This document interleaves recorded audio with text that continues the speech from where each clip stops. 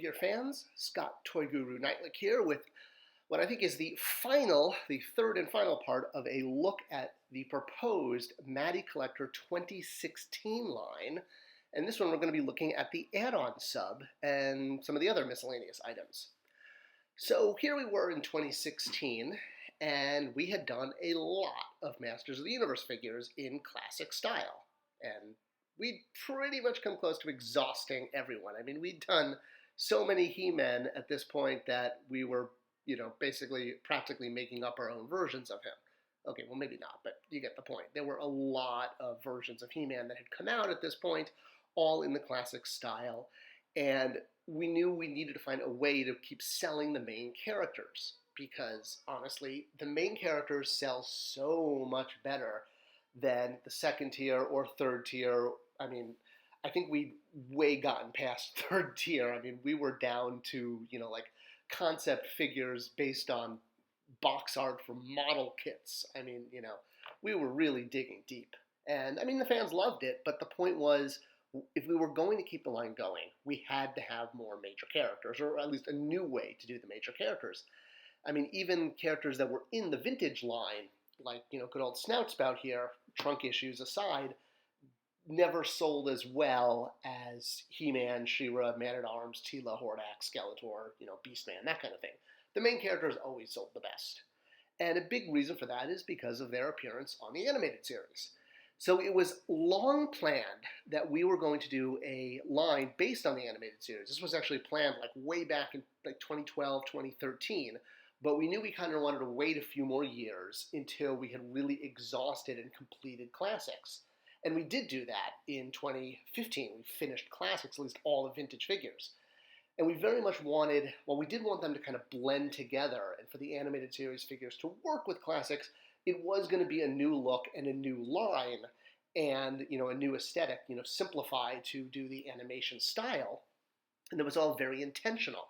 In fact, if you look at figures like our San Diego Comic-Con Hordak we very intentionally did not include an animated style head, because this was meant to be the classics interpretation of blue-skinned Hordak, like Hordak from Etheria, which I think we came up with the whole in-universe reason was that his blue blood rose to the surface of his skin while on Etheria. That's why he had a blue hue to him. And anyway, that's not important right now. The point is we very purposely didn't include this head, and I know a lot of fans were upset we didn't, because, like I said, we knew that we were building to getting to an animated series line. And, here is basically what animated series Hordak wound up looking like. Super 7 released him, and, the idea was to have two. I mean, just like you had He-Man and He-Man, this was Hordak and Hordak. And yes, it was all because we were trying to make money. Gee, what a shocker, a giant company owned by stockholders trying to make money. We were trying to sell as many toys as possible, which is why we saved a full animated Hordak for the upcoming Filmation line, which, again, I said was years in the planning. We had kind of, B-sheets and designs mapping this out going back several years, but we definitely held off on it, waiting for the right time. And 2016 was the right time. And Mattel did put it out as what they called Club Grayskull with all new packaging. And they started the line off with He-Man, as, rightly all Masters of the Universe lines really should do. And it was definitely, a new take on our main character. And it also opened the door to doing so many of the characters over again.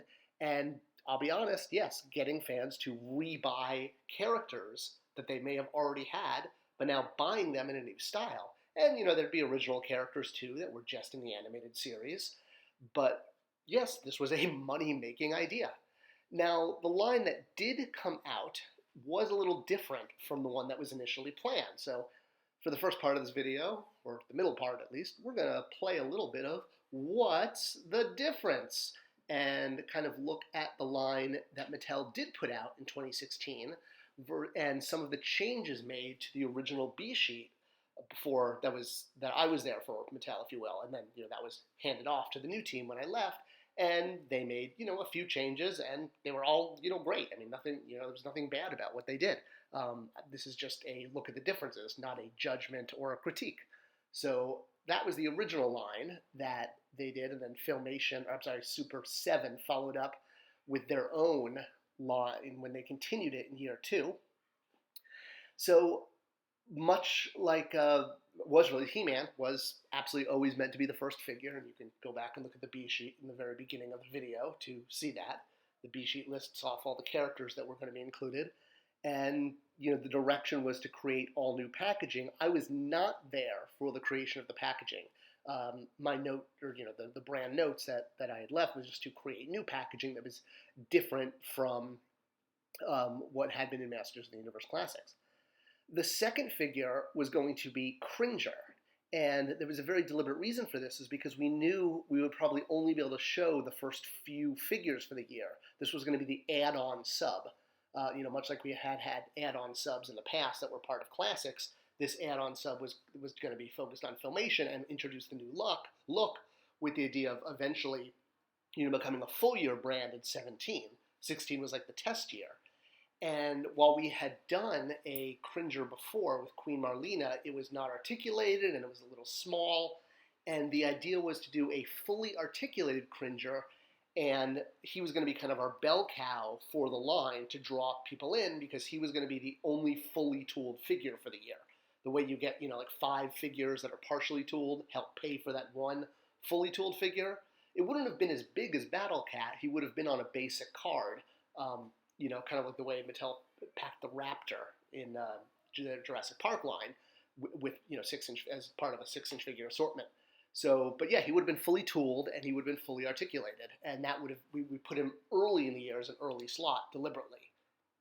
Next up would have been Skeletor, and much like He-Man, we had done a ton of Skeletor figures in the past, but we had never done quite the animated version of him, and just like He-Man, he was going to, be, a main A-list villain for this year. And we'd done kind of like homages to Filmation, but you can see, it wasn't quite the Filmation look. So doing the exact Filmation look was pretty awesome.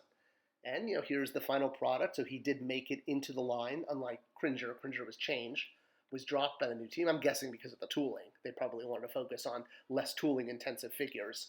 But Skeletor did make it, so much like He-Man, the first figure that was planned on the original plan, Skeletor did make it through into the line with the new team. So, again, spotting those differences. Next up, we had Beastman, another figure that was on my original plan. Not just mine, the designers and the horsemen, and there were a lot of other people involved. I don't want to take full credit here. It was a team effort, but he was on the original line, and he made it through the transition to the new team to actually make it out in 2016. And again, in the awesome new packaging that the new team created, looking like Castle Grayskull, and putting it in a box, not a blister. Again, so it looked different from Masters of the Universe Classics. And again, is a way to get fans to rebuy a character they already have. This was all about finding new ways to sell the main characters and, of course, feed the fan desire for a Filmation look. Next up, we had Stratos. So Stratos, if memory serves, didn't come out until Super 7 put him out in their first or second year. Sorry, I don't have like all of their lineup memorized, kind of the way I do the toys I worked on at Mattel. But he came out great, and he's in the Mattel design packaging that was passed off to Super 7. I'm ecstatic Super 7 kept the line going. But in the original plan, he was going to be a year 1 figure. I think part of that is because I really like Stratos. He was a huge favorite of mine, and I think that's why I probably made sure he was in the first year, because what can I say? I like Flying Monkey Men, and I think he was my favorite Masters of the Universe figure when I was a kid, or he was definitely in the top 5. Much like Stratos, Merman, also a figure that was eventually released by Super 7, and this is what he looked like. So he was in the original lineup, but then got, I think, changed around by the new team and didn't make it as part of the first year, but eventually released, and, which is great, because now you can see what he looked like. The original plan just meant he was going to be released in a different year. And again, it doesn't matter what year these figures are released in, the point is we got them, and that's an awesome thing. We're excited about that. So again, this video is not about, criticizing anything. It's just about, visually pointing out what were the differences between the original plan and the toys that actually came out. And yeah, so here's Merman. And he looks great. He came with great accessories. I think Super 7 knocked it out of the park. And I'm, again, just so glad they kept the line going. All right, another big difference then, much like Cringer, was the subscription-only figure for this add-on sub was going to be the Sorceress.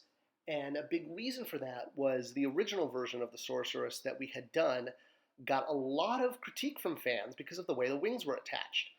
I remember Terry did this so that the wings would kind of magically sort of open and close as our arms went up, and they were attached on the back with bars, and fans really didn't like this. So I kind of wanted to get out a new version of Sorceress as soon as possible, looking a lot as well as the vintage figure. The paint deco is different on the Classics one. So we didn't do this, or I should say Mattel didn't do the Sorceress as the subscription-only figure, but Super 7 did release the Sorceress in the Club Grayskull animated series line. And, this is probably what she would have hypothetically looked like had Mattel released her as the subscription-only figure. Alternate realities will only be able to tell. And if anyone has the ability to go into another reality where the original line list didn't change, then hey, this would have been the subscription figure. But she made it out. What Mattel did do as the subscription figure was Evil Seed, which was really cool. Especially because we didn't do this version of him in Classics. That's kind of a whole other story. Evil Seed, for those kids at home, he was one of the only villains in the Filmation series who had his own episode and was not part of Skeletor's crew. He was kind of his whole other faction of one, if you will. And he had a very unique look in Filmation. A lot of people call it the onion head look because, well, his head looks like an onion, pretty self-explanatory. But he had these really cool Jedi-esque robes, and he had a very dynamic look, and he had his appearance. I think He-Man and Skeletor had to team up to take him out. We did do a version of Evil Seed in Classics, which was the 2000X look. And I can tell you, when we put him out, we tried really hard to figure out a way to do both versions in one figure, like maybe with a head swap and like a soft goods cloak, but it just didn't work. The bodies were just too different. We could not figure out a way to do it. So we were like, you know what, forget it. We're not going to try to do this cheap or in a bad way. And I'm glad that they got separated as two different figures, rather than putting out an Evil Seed that wasn't quite 2000X and wasn't quite Filmation and was sort of like that sofa bed.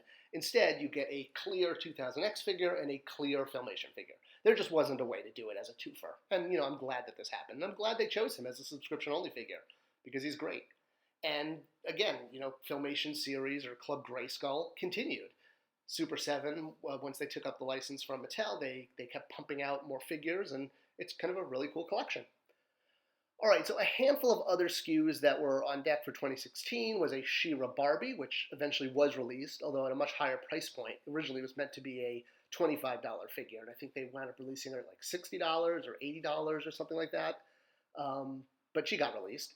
There were also more minis planned. We had a whole third year, I guess, of minis, but because the second year didn't sell as well, the third year got cut and never happened. One of the cool things, though, was we were planning on doing a slime pit backdrop or like mini playset. So much as the first year there was a Castle Grayskull snap together playset, and the second year was meant to be a Snake Mountain snap together playset. The third year would have been a slime pit. So basically just like this, one piece of it coming with each figure, and then you'd be able to have a little mini playset for your minis figures. So that was minis for 2016. Another SKU that almost happened was continuing our Ghostbuster Classics line. It was going to be the Terror Dogs. We were going to do a 2-pack of them for Comic-Con. It was going to be like a twofer with tooling because you only have to tool the dog once, and then you do 2 different heads. And it is so funny that now here we are in 2020, and Hasbro is doing a Terror Dog at San Diego Comic-Con, or they planned it for Comic-Con, but Comic-Con didn't happen because of the whole Corona thing. But I think it's really funny that we had planned on doing this, or at least it was going to be a Terror Dog 2-pack in 2016, and now Hasbro did. I guess there's just something about Comic-Con and the Terror Dogs that just works, and they were always meant to be somehow released at Comic-Con. Hey, a different company, a different scale, well, kind of the same scale. So that was pretty much 2016 between these 3 videos. The first one covered the monthly Motu Chronicles, or what stayed Classics, then the add-on sub, the the Beasts, and now this one covering miscellaneous stuff. There were a few other odds and ends. We really wanted to bring back Additubes. Pop vinyl from Funko was really taking off, and this was kind of Mattel's answer to that. We'd put out some figures at Comic-Con years ago, and it didn't really get a huge reaction, but we thought, what the heck, let's try putting them out again. And then, of course, there was Thundercats, which the original lineup just had more figures. It was just cut back a little bit by the new team.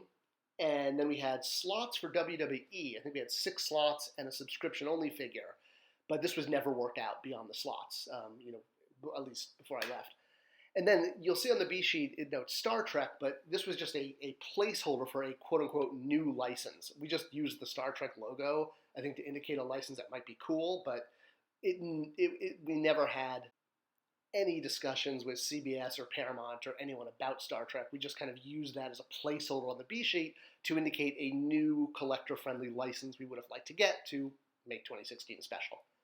That was about it. That's 2016, or at least the original version of 2016. I hope you enjoyed this video. Love to get a subscription and a like and a bell ring and all the things YouTube asks me to say. Hope you've enjoyed this, and I'll see you in the toy aisles.